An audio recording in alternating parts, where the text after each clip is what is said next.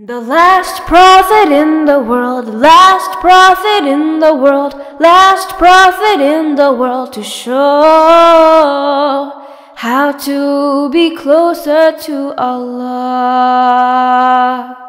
He is Muhammad sallallahu alaihi wasallam. حضرت محمد صلی اللہ علیہ وسلم کا بچپن۔ جب حضرت محمد صلی اللہ علیہ وسلم پیدا ہوئے تو عبد المطلب اس نئے پیدا ہونے والے بچے کو اللہ کی رحمت حاصل کرنے کے لیے کعبہ میں لے آئے اور اس بچے کا نام محمد رکھا، جس کا مطلب ہے وہ جس کی میں نے تعریف کی یا تعریف کیا ہوا۔ یہ اس دور کا بہت منفرد نام تھا۔ 7ویں دن ان کے سر کے بال کٹوائے گئے اور ان کے ختنے ہوئے۔ پھر عبد المطلب نے اپنے تمام ہمسایوں کو رات کے کھانے کی دعوت دی۔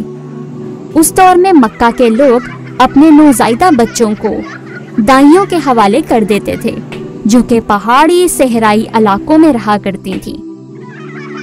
اس سے بچے طاقتور اور صحت مند ہوتے تھے۔ وہ دائیاں بولتے ہوئے سب سے خالص عربی زبان استعمال کرتی تھیں۔ اس سے بچوں کو بہترین عربی زبان سیکھنے میں مدد ملتی تھی۔ ایک بار قبیلہ بنو سعد سے کچھ دائیاں مکہ آئیں تاکہ وہ ان بچوں کا انتخاب کر سکیں جن کا وہ خیال رکھیں گی۔ اسی گروہ میں ایک حلیمہ اور اس کے شوہر حارث بن عزہ علیہ السلام بھی تھے۔ وہ بہت غریب تھے۔ ان کے سفر میں ان کے پاس ایک کمزور سا گدھا تھا، لہٰذا وہ اپنے باقی کے گروہ سے بہت پیچھے رہ گئے۔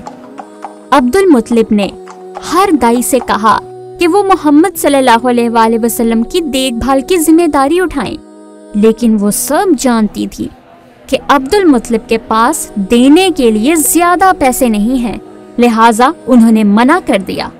وہ امیر لوگوں کے بچوں کی حفاظت میں مصروف تھی اور حلیمہ کو مکہ پہنچتے بہت دیر ہو گئی، لہٰذا انہیں امیر لوگوں کے بچے نہ مل سکے۔ کیونکہ وہ کسی بچے کو لیے بغیر گھر واپس نہیں جانا چاہتی تھی، لہٰذا وہ حضرت محمد صلی اللہ علیہ وسلم کو اپنے ساتھ لے گئیں، اور اس وقت سے ان کی زندگی فوری طور پر تبدیل ہو گئی۔ ان کے کمزور گدھے نے حلیمہ کے گھر کی طرف تیزی سے بھاگنا شروع کر دیا۔ کیا اللہ تعالیٰ نے حلیمہ رضی اللہ تعالیٰ عنہا کو حضرت محمد صلی اللہ علیہ وسلم کی وجہ سے کوئی انعام دیا؟ ہاں، ان کے خاندان پر اللہ تعالیٰ کی رحمت ہوئی۔ ان کے جانوروں نے بہت سا دودھ دینا شروع کر دیا اور ان کے گھر سے مزید فاقے ختم ہو گئے، حتیٰ کہ خشک ترین موسم میں بھی ان کے جانور بہت سا دودھ دیتے، جبکہ دوسرے خاندانوں کے جانور ایک قطرہ بھی دودھ نہ دے پاتے۔ حلیمہ کے لیے حضرت محمد صلی اللہ علیہ وسلم کی پرورش کرنا بہت آسان تھا۔ وہ آپ صلی اللہ علیہ وسلم کے ساتھ بہت خوش تھیں۔ ہر 6 ماہ کے بعد حلیمہ حضرت محمد صلی اللہ علیہ وسلم کو مکہ میں ان کے گھر والوں کے پاس لے کر جاتی تھیں۔ حضرت محمد صلی اللہ علیہ وسلم نے 2 سال تک حلیمہ رضی اللہ تعالیٰ عنہا کا دودھ پیا۔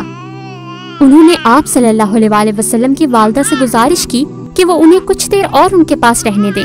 حضرت محمد صلی اللہ علیہ وسلم کے گھر والے حلیمہ سے بہت خوش ہوئے کہ وہ اتنے اچھے طریقے سے ان کے بچے کا خیال رکھ رہی تھیں، کیونکہ اس وقت مکہ چھوٹے بچوں کی تربیت کے لیے زیادہ مفید جگہ نہیں تھی، لہٰذا آپ صلی اللہ علیہ وسلم حلیمہ کے گھر والوں کے ساتھ ہی رہتے رہے۔ ایک دن وہ حلیمہ رضی اللہ تعالیٰ عنہا کے گھر کے پاس کچھ بچوں کے ساتھ کھیل رہے تھے۔ اس وقت وہ صرف 4 سال کے تھے جب اچانک فرشتے جبریل علیہ السلام، یا جنہیں انگریزی میں گیبریل بھی کہا جاتا ہے، آپ صلی اللہ علیہ وسلم کے پاس آئے اور انہیں پکڑ لیا۔ دوسرے بچے بہت ڈر گئے اور وہاں سے بھاگ گئے۔ حضرت جبرائیل علیہ السلام نے آپ صلی اللہ علیہ وسلم کو لٹایا اور ان کا سینہ مبارک کھول ڈالا۔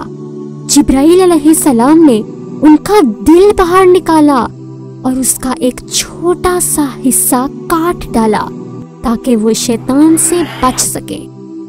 پھر انہوں نے آپ صلی اللہ علیہ وآلہ وسلم کے دل کو آب زمزم سے دھویا اور ان کے دل کو دوبارہ اپنی جگہ پر لگا دیا۔ سب کو لگا کہ آپ صلی اللہ علیہ وآلہ وسلم کو قتل کر دیا گیا ہے۔ کیا ان کے سینے پر کوئی نشان تھا؟ ہاں، ان کے سینے پر کٹ کا نشان تھا۔ ہر کوئی بہت ڈرا ہوا تھا۔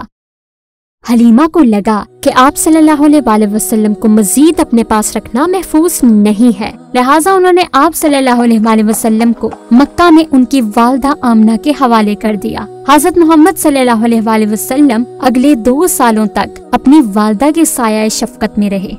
جب حضرت محمد صلی اللہ علیہ وآلہ وسلم 6 سال کے ہوئے تو ان کی والدہ مدینہ جانا چاہتی تھی، جہاں ان کے شوہر اور حضرت محمد صلی اللہ علیہ وآلہ وسلم کے والد کی وفات ہوئی تھی۔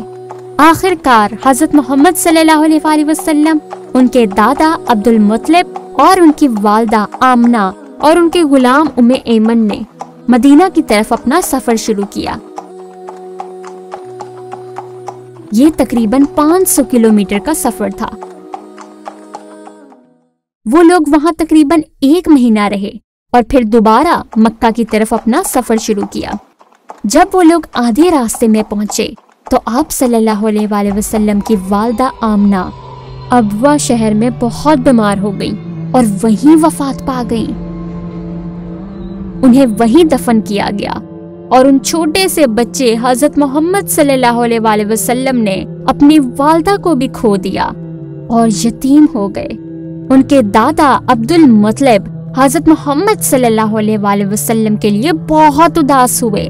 وہ آپ صلی اللہ علیہ وآلہ وسلم سے بہت پیار کرتے تھے۔ انہوں نے اگلے 2 سالوں تک آپ صلی اللہ علیہ وآلہ وسلم کا ہر لمحہ خیال رکھا، اور پھر ایک بہت خوفناک منظر پیش آیا۔ 8 سال کی عمر میں ان کے دادا عبد المطلب بیمار ہو گئے اور وہ بھی وفات پا گئے۔ حضرت محمد صلی اللہ علیہ وآلہ وسلم نے اپنی آخری پناہ گاہ بھی کھو دی۔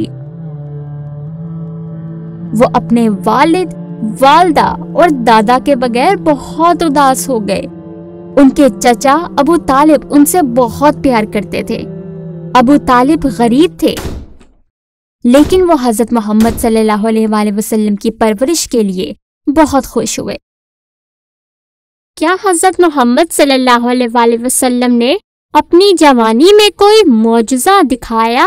حضرت محمد صلی اللہ علیہ وآلہ وسلم کے معجزات ان کی جوانی سے ہی شروع ہو گئے تھے۔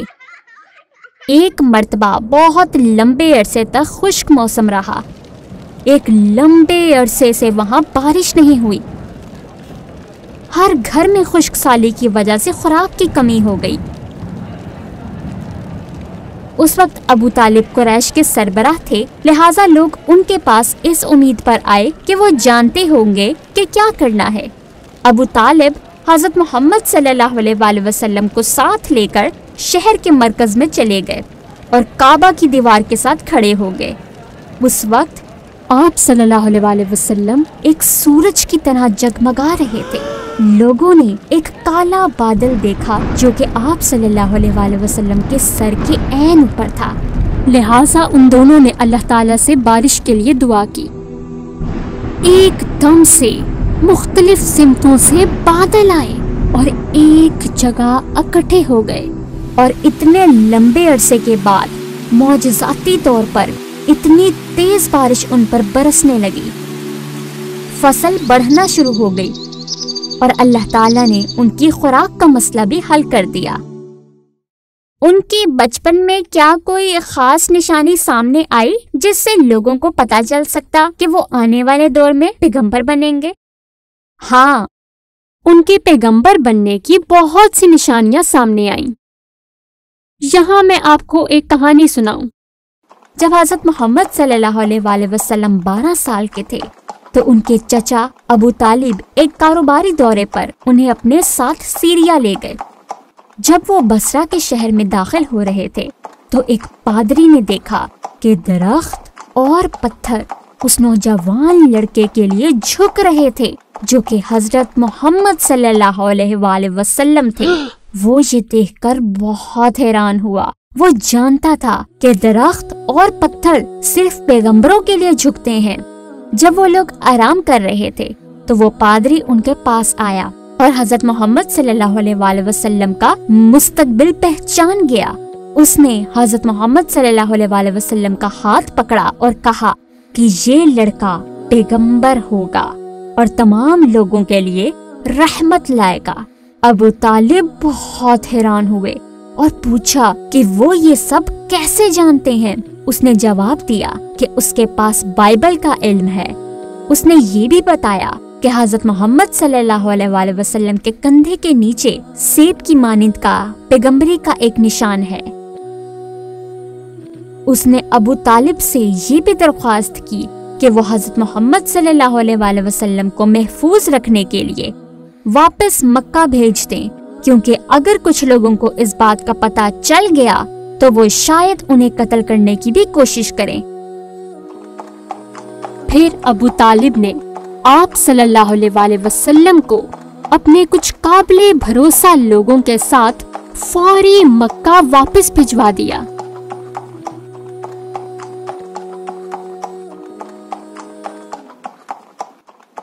خیر، آج کے لیے اتنا ہی۔ انشاءاللہ پھر ملاقات ہوگی۔